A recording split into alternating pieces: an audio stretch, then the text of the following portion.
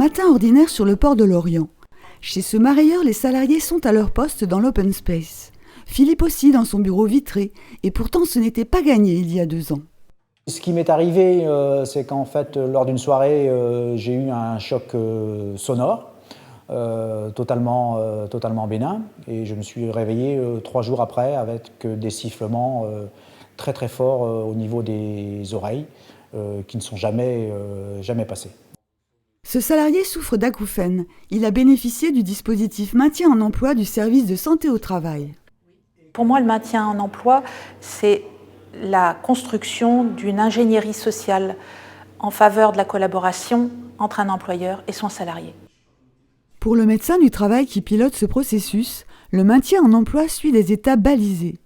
L'événement déclencheur, le diagnostic de la situation, la recherche de solutions et leur mise en œuvre, nouvelle orientation professionnelle ou aménagement du poste. Aujourd'hui, Philippe est toujours acheteur au téléphone grâce à l'aménagement d'un bureau vitré qui supprime 20% des bruits ambiants. Il gère ses appels téléphoniques comme avant grâce à un système auditif couplé à un smartphone.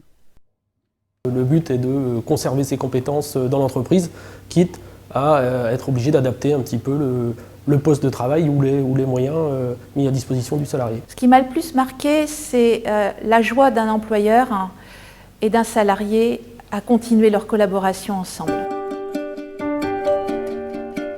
On quitte le Morbihan pour l'Ille-et-Vilaine et les carrières de granit de Louvigné-du-Désert et on retrouve Johan, victime d'un accident dans les ateliers de découpe. Le principal, c'était de rester dans cette entreprise où je me sentais bien. Après, j'étais prêt à découvrir un nouveau poste. Là aussi, salariés, employeurs et équipes pluridisciplinaires santé-travail ont collaboré pour trouver une solution de reclassement. On se doit humainement de réintégrer ces gens-là et au moins, peut-être que c'est impossible. Là, on a eu la chance de trouver une solution, mais au moins on doit y réfléchir. Actuellement, Johan, chargé de suivi opérationnel, s'adapte à ces nouvelles fonctions et peut compter sur l'écoute du service de santé au travail. Pour la suite, notamment au niveau du salarié, il sera revu sur son poste de travail, sur son nouveau poste de travail, et aussi en suivi individuel, régulièrement, en alternance avec le médecin du travail et l'infirmière de santé au travail.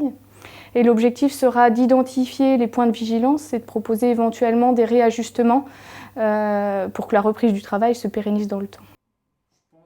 Mais pour aboutir à une solution adaptée et durable pour chaque salarié en risque de désinsertion professionnelle, c'est tout un dispositif en amont qui est déployé au sein du service de santé au travail. Ainsi, une équipe technique maintien en emploi rassemble professionnels de santé et partenaires d'insertion professionnelle pour traiter les cas les plus complexes. Pour moi, la plus-value que peut apporter l'équipe technique par rapport à un accompagnement normal par un médecin du travail, c'est le fait qu'on va pouvoir inscrire l'accompagnement dans une très forte réactivité puisque tous les partenaires sont présents au même instant et on va pouvoir trouver et optimiser des solutions ensemble. Ces partenaires autour du médecin du travail regroupent tous les acteurs médico-sociaux et d'insertion. Cap Emploi, CPAM, CARSAT, assistants sociaux de Coréseau. Des structures spécifiques peuvent aussi intervenir. Par exemple, l'URAPEDA pour les malentendants, le SIADV pour les déficients visuels ou encore l'AGFIP. Cette organisation est en place au sein des 9 services bretons regroupés au sein de leur association régionale Présence Bretagne. Vous avez besoin d'un conseil sur le maintien en emploi ? Contactez votre service de santé au travail. Nous sommes là pour vous.